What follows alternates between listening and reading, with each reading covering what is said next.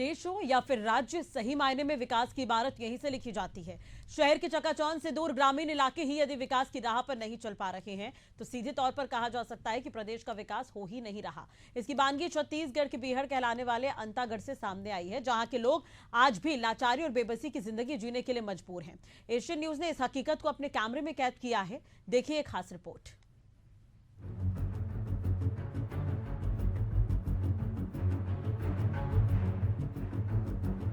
छत्तीसगढ़ भले छोटा सा राज्य है, लेकिन इसकी समृद्ध विरासत इसकी सबसे बड़ी पहचान है।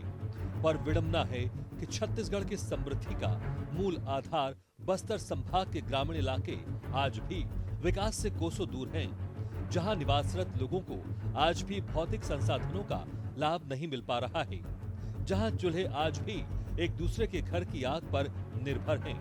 एक तरफ उज्ज्वला योजना के तहत शहरों में मुफ्त योजना का लाभ संपन्न लोग उठा रहे हैं, तो दूसरी तरफ बीहड़ में बसे लोगों को योजना की जानकारी तक नहीं मिल पा रही है। तो कैसे कहा जाए कि प्रदेश में विकास की नई इबारत लिखी जा रही है। लगातार एशियन न्यूज की टीम जो है गांव से लेकर के मोहल्ले, मोहल्ले से लेकर के कस्बे तक वहां के विकास की तस्वीर की पड़ताल पर निकली हुई है और आज भी हम ऐसे ही गांव की तस्वीर आपको दिखाएंगे। अभी तक हमने जितनी स्टोरियां की है उन जगहों तक या तो हम मोटरसाइकिल से पहुंचे या तो कुछ दूर पैदल चल करके हम उस जगह पे गए, लेकिन इस स्टोरी में एक खास बात यह है कि इस जगह पर 3 किलोमीटर सीधी चढ़ाई चढ़ के कुछ लोग वहां रहते हैं। हम उनके बीच पहुंचकर उनकी समस्याओं को जानेंगे, क्या उस गांव में विकास की तस्वीर में है, किन तरीके से वो उस जगह पर रहते हैं, क्या सुविधाएं उन्हें कोई शासन की योजनाओं की उन्हें कोई सुविधा मिलती है। इन सारी बातों को हम उस जगह पर जाके पड़ताल करेंगे। अभी हालांकि हम जिस पहाड़ी को चढ़ाई चढ़ रहे हैं, अभी हम आधे ही दूरी पर हैं। लगभग ये पहाड़ सीधी चढ़ाई 3 से 4 किलोमीटर की ऐसी बताई जा रही है। एशियन न्यूज की टीम ने पड़ताल के सफर के लिए कांकेर जिले के अंतागढ़ ब्लॉक के अंतर्गत एडनार पंचायत के आश्रित गांव मसपुर को चुना। ये एक ऐसा गांव है जहां लोग आज भी आदिम काल में जीने के लिए मजबूर हैं। पूरा नजारा हैरान कर देने वाला है, जहां लोगों को अपनी जरूरत की चीजों के लिए 4 किलोमीटर के पथरीले रास्ते का सफर पैदल ही पूरा करना पड़ता है। सीधी चढ़ाई वाली ये पगडंडी यहाँ के ग्रामीणों के लिए ईश्वर का वरदान है, वरना उनके लिए पैदल सफर करना भी दूभर हो जाता है। घने जंगलों की ओट में बसे इस गांव में ना तो बिजली की सुविधा है, ना ही पीने के लिए पानी का कोई इंतजाम। एक लंबी चढ़ाई के बाद हम एडानार पंचायत के आश्रित ग्राम मसपुर अभी पहुंचे हैं और इस जगह पे ग्रामीणों के साथ चल करके हम उस हर जगह का जायजा ले रहे हैं कि गांव में और गांव की तस्वीर में कि वो पानी कहाँ से पीते होंगे, गांव के तस्वीर में बिजली है कि नहीं, वहाँ की शिक्षा व्यवस्था की तस्वीर क्या होगी। और इस पूरे मुहिम में हमारे साथ लगातार चल रहे हैं गुप्तेश हुसैंडी जी, जिला पंचायत सदस्य, वो भी हमारे साथ हैं। मैं तस्वीरों में दिखाने के लिए कहूंगा अपने सहयोगी से कि पानी को आप देख करके अंदाजा लगाइए कि हमारे हाथ से हम पी रहे पानी में एक तिनका आ जाए तो हम अपने पूरे पानी को फेंक करके दूसरी पानी ला करके पीते हैं। और इस जगह पे अगर पानी की मैं बात करूं, मेंढक तैर रहे हैं, काई तैर रही है, यहाँ पर गोबर किया हुआ है। एक तस्वीर आप ऐसा देखेंगे जिसमें कुत्ते भी इसी जगह पर लौटते दिख रहे हैं और इस जगह पे कुत्ते अभी भी इस पानी को मुंह लगाते हुए दिख रहे हैं। मैं ये भी बताना चाहूंगा कि इस पूरे गांव की तस्वीर में जब हम घूम रहे थे तो स्वास्थ्य व्यवस्था की जो लचर व्यवस्था हमने इस जगह पर पाई है। गांव के लोगों की जुबानी जो हकीकत सामने आई है वो और भी ज्यादा हैरान करने वाली है।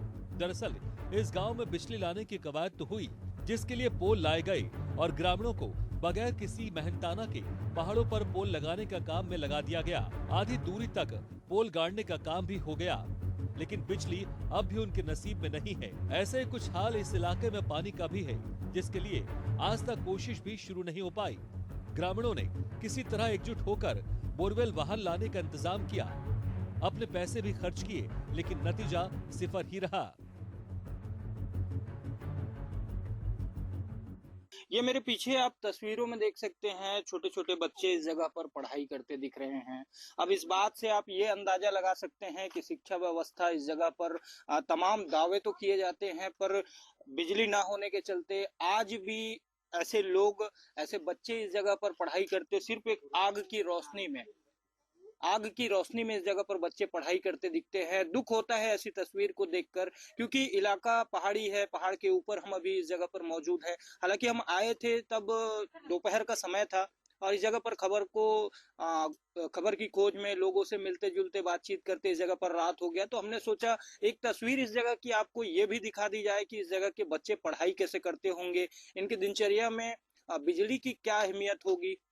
हम कल्पना नहीं कर सकते कि हम जिस जगह पे हम रहते हैं, मान के चलिए आपकी 20 मिनट के लिए बत्ती गुल हो जाए तो लोग पूरा सर पर उठा लेते हैं चीज, लेकिन इस जगह पर आप कल्पना कीजिए कि बिजली बिल्कुल इस जगह पर नहीं है और आग की एक रोशनी मात्र इनका सहारा बनती है। और जो केरोसिन मिला करता था पहले, उसे भी सरकार ने बंद कर दिया है। तो इस जगह पर कितनी तकलीफ होती होगी।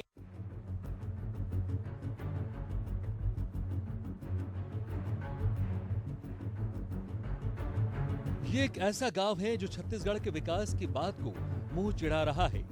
200 की आबादी वाले इस गांव के लोग पूरी तरह एकमात्र जल स्रोत है जो साल भर नहीं सूखता, जिससे वो पीने का पानी भी लेते हैं, तो निस्तारी के लिए भी यही एक साधन है।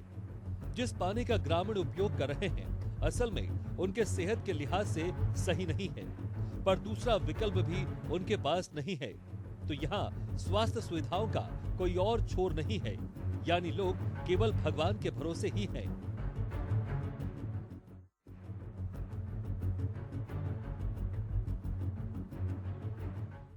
खबर की तलाश में जब हम गांव में घूम रहे थे तो उसी दरमियान हमारी नजर पड़ी एक बहन पे, जो कि पानी का गंजी अपने सिर पर लेकर के उसी पथरीले रास्तों से पानी लेकर के आ रही हैं। और हमने जब उनसे बातचीत की तो पता चला कि वो 8 महीने की गर्भवती हैं। तो हमने उनको रोका हुआ है, आप तस्वीरों में देख सकते हैं, और हम उनसे सीधे जुड़ेंगे और बातचीत करेंगे।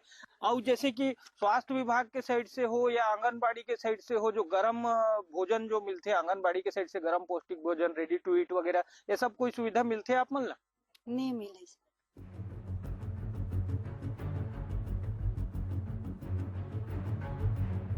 सरकार शिक्षा के नाम पर हर साल करोड़ों का बजट पास करती है, पर इस गांव के साथ जैसा सौतेला बर्ताव हो रहा है उसकी हद नहीं है। इस गांव के बच्चे कक्षा 5वीं के बाद नहीं पढ़ पाते, यानी यहाँ सबसे ज्यादा पढ़ा लिखा व्यक्ति भी केवल 5वीं तक की ही पढ़ाई किया है। वजह, इस गांव में प्राथमिक के बाद के लिए स्कूल ही नहीं है। आगे की पढ़ाई के लिए बच्चों को कठिन डगर का फासला तय करना पड़ेगा। वहीं राशन व्यवस्था के लिए भी किसी तरह की सुविधा नहीं है, जिसके चलते ग्रामीणों को खड़ी चढ़ाई पार करना पड़ता है और 50 किलो का बोझ सिर पर लाद कर लौटना पड़ता है। ऐसे में सवाल उठना लाजमी है कि ऐसे विकास के आखिर क्या मायने हैं, जहां लोगों को आज भी आदिकाल में जीने के लिए मजबूर होना पड़ रहा है।